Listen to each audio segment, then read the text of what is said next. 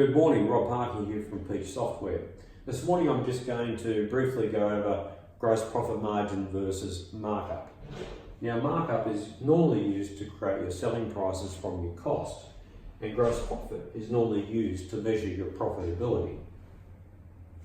So if you want a markup of 50%, you basically multiply your cost by 1.5 to get your selling price of $7.50. However, if you want to work out the gross profit margin, it's a different formula. So if you have a cost of 5 and a sell of 750, your gross profit margin is 33%. So 33% represents the total price, the selling price. 33% of that is your gross profit margin. That's what it means. So cost of 5, sell of 750. If I want a markup of 150%, then I get $7.50. So in the grid that you'd use to generate that selling price in Peach, you could type in 1.5. Gross profit, in other words, 33% of the selling price is the gross profit margin. So 50% as against 33.3%, that's the difference between the two calculations.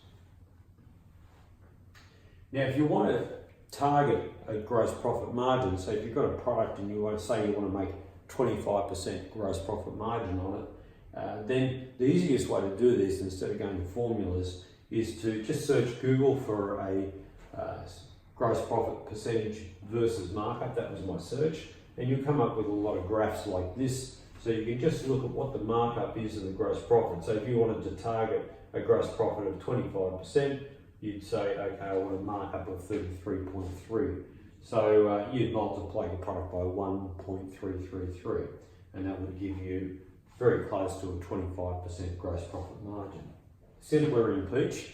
What you can do now in Peach, if you go to edit your product, and then you type in here, if you say, I want a 50% margin, that will then recalculate your selling price for the 50% margin based on your average cost. So you have $14. So you might want to just trim that and say $13.99. And so you've got pretty close to a 50% gross profit margin.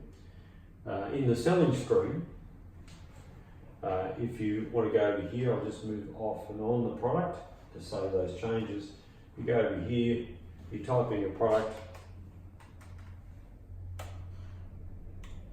and you can see the selling price of $13.99. You can see down here what your gross profit margin is for the line. If you had multiple lines there, you'd look at the total margin, and that would give you your gross profit margin for the entire invoice. But if you wanted to change your selling price and you have a markup in mind, all you need to do is use V, let's say 30.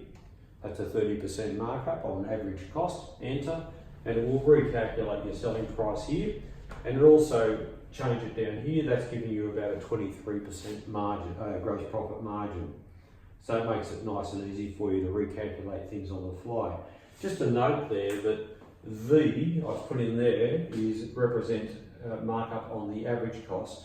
L, I could use L30 there, would be a representation of the last cost times the markup. So if I just change that now, L30, you should see the selling price reduce. There it is there.